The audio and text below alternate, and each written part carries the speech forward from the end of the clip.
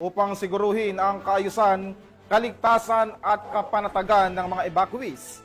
Mas pinaigting ng Taguig City Police ang kanilang presensya sa mga evacuation centers sa gitna ng patuloy na epekto ng masamang panahon. Yan ang balitang hatid ni Patroluman Mika May Bahiwag. Sa gitna ng matinding epekto ng habagat na nagdulot ng pagbaha sa ilang bahagi ng Taguig City, agad na kumilos ang Taguig City Police Station ng Philippine National Police upang tiyakin ang seguridad at kaayusan sa evacuation center ng Barangay Hagonoy.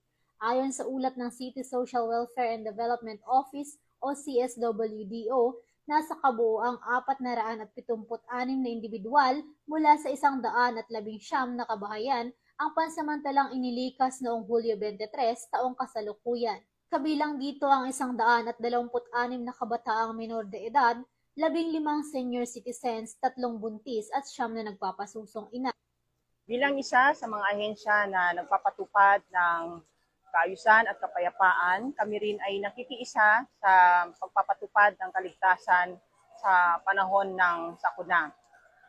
Kagaya ngayon, ang aming search and rescue personnel ay na-deploy na rin sa mga evacuation centers. At kami rin ay nakaantabay dito in case po na may tawag po ng tulong ay agad po kaming makapag-respond.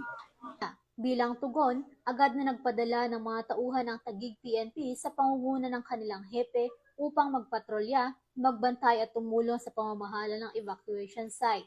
Mahigpit ang kanilang pagbabantay, lalo na sa mga kabilang sa vulnerable sectors gaya ng persons with disabilities o PWDs, mga kabataan at kababaihan. Ang ginagawa po na paghahanda ng City of Taguig tuwing idarating na bagyo ay katulad po ng pag-activate po ng ating mga evacuation centers, pag-activate din po ng ating mga response teams through CDRMO, at nandiyan din po yung patuloy po natin na pag-warning o patuloy na paalala sa mga residente po natin, lalo na doon po sa may mga flood-prone area. Nananatiling nakaalerto ang kapulisan laban sa anumang banta ng pananamantala, kaguluhan o biglaang insidente habang patuloy ang monitoring sa lagay ng panahon at antas ng tubig sa mga kritikal na lugar.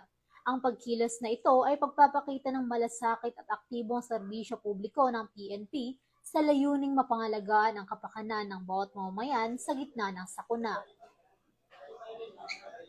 Mula dito sa Hagonoy Sports Complex, Taguig City, ako po ang inyong PNN correspondent, Patroluman Mika May Bahiwag, alagad ng batas, tagataguyod ng Balitang Pulis.